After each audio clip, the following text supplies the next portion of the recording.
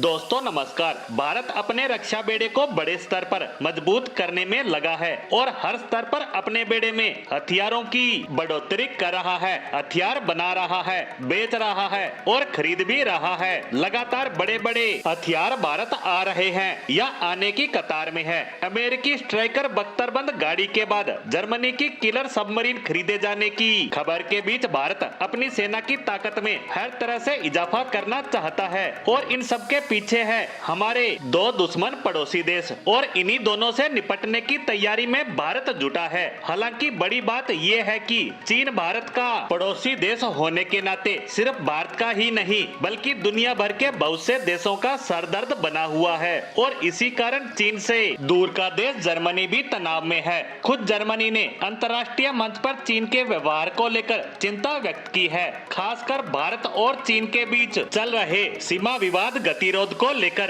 Raisina dialogue के मौके पर मीडिया कर्मियों से बात करते हुए जर्मनी के संघीय विदेश कार्यालय के राज्य मंत्री टोबियास लिडनर ने संप्रभुता और क्षेत्रीय अखंडता के महत्व पर जोर देते हुए चीन की हरकतों पर अपनी चिंता जाहिर की है। उन्होंने अपने बयान में कहा कि हम आश्वस्त हैं कि संयुक्त राष्ट्र के सदस्य और स्थायी सुरक्षा परिषद एक और अद्वितीय नियम आधारित अंतर्राष्ट्रीय व्यवस्था की रक्षा और संरक्षण के लिए विशेष जिम्मेदारी निभाती है। इसीलिए देशों की संप्रभुता और क्षेत्रीय अखंडता महत्वपूर्ण है और हमने ताइवान के संबंध में दक्षिणी चीन सागर और भारत के साथ सीमा विवाद की कल्पना की है। उन्होंने विवाद को सुलझाने के लिए बातचीत और कूटनीति का आह्वान करते हुए कहा कि हमारा मानना है कि किसी भी विवाद को शांतिपूर्वक और आपसी सहमति से हल किया जाना चाहिए। बड़ी बात यह है कि जर्मनी का ये बयान ऐसे समय में आया है जब भारत की जर्मनी के साथ सबमरीन को लेकर संभावित डील